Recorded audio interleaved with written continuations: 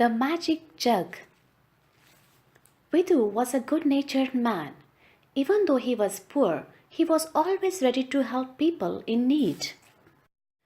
Vidu's neighbor, Vinit, was rich, but he was a mean and jealous man.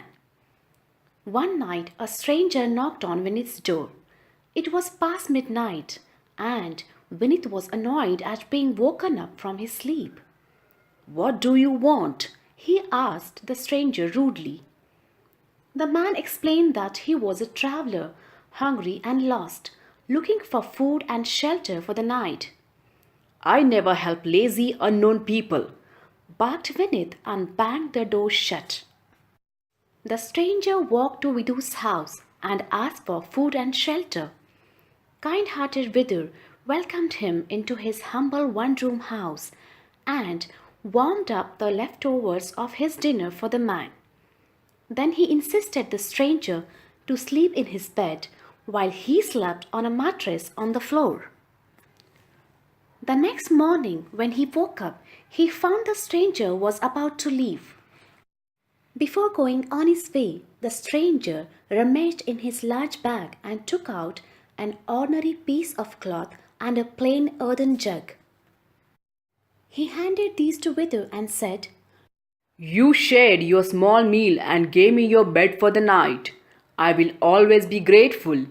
Here are 2 things that will be of use to you when you are in need. But remember, you must use them only when you need them the most, and take just enough to meet your requirements. Don't try to get rich using these." With these words, the stranger left. Vidur looked at the cloth and jug carefully, then laughed loudly to himself. Perhaps the stranger had been a bit crazy. How could these old articles be of help? He tucked them away in a corner of his cupboard and soon forgot about them. That year was difficult, and Vidur was not able to make ends meet. His little farm had not produced enough harvest. He decided to go to the market in the city and look for some work. It was a very hot day. When Vidu was about to leave, he saw the sun high up in the sky, and so he decided to carry a cloth to cover his head. Suddenly, he remembered the strange visitor's gift. He hunted for the cloth and found it tucked away in the back of his cupboard. It had become dusty and musty. Vidu shook it vigorously to clean the dust, and to his astonishment, a gold coin dropped out. Vidur picked up the coin and wondered how it got into the cloth. Perhaps the stranger has hidden it there. He shook the cloth to see if any more coins would fall out, but none appeared. Well, he could hardly get rich with 1 coin, though it would help him tide over his current condition. He used it to buy the things he needed and gave the small change that was left to a beggar. Vidu soon realized that the cloth produced money only when he was in desperate need, and the money was just enough to fulfill his requirements. With the money, he put his farm in order and became richer. He also never forgot to help those less fortunate than him. This made him a very popular person. Vidur's prosperity had not gone unnoticed by the jealous Vinit. He started spying on his neighbor to see where he got his money from.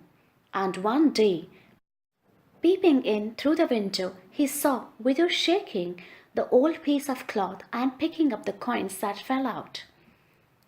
He also noticed a large earthen jug standing next to the cloth in the cupboard. "The foolish, foolish man," He thought to himself.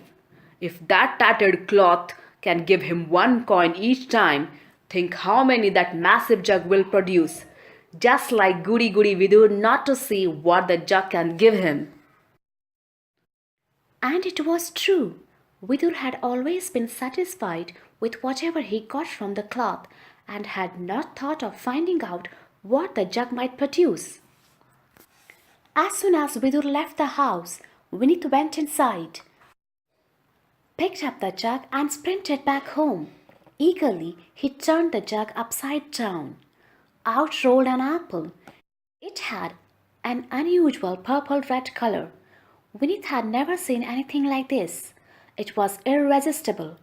He picked it up and bit into the apple, crunching quickly, thinking all the while that gold would soon begin showering down.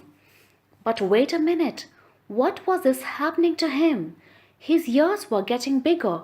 His arms and legs were becoming longer, with what looked like hoops at the end, and what that tail he could feel growing behind him. Vinith rushed to the mirror, and when he saw himself, started braying in terror. He had turned into a donkey. Vidur heard the loud braying coming from his neighbor's house and rushed to see what the matter was.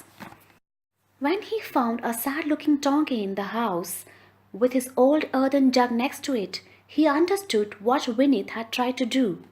He picked up the jug and shook it this way and that, hoping somehow to turn the donkey Vinith back to his old human form. But nothing happened. The jug was empty and Vinith would have to remain a donkey. Vidur took pity on the donkey and took him home, where he looked after him, giving him food and comforting him whenever he shed tears into the hay. And then one day, walking down to the road, lo and behold, whom should he see but the same stranger who had given him the cloth and jug. A delighted Vidur pounced on him and dragged him home. You must transform my friend back into a human being, he begged. The donkey brayed softly and apologetically. The man thought for a while. Then he said, I can turn him back into a man, but you will have to give up the magic cloth. I agree. Vidur agreed without a moment's hesitation. I was never rich and I'm used to working hard. I will find a way to make my living, but it breaks my heart to see Vinith like this. The stranger smiled. Then he muttered something into the jug, picked up the cloth and went away. No sooner had he turned the corner than Vinith turned back into a man again. The two hugged each other. Vinith thanked his friend profusely. From that day on, they helped each other in whatever ways they could, and neither was unhappy again.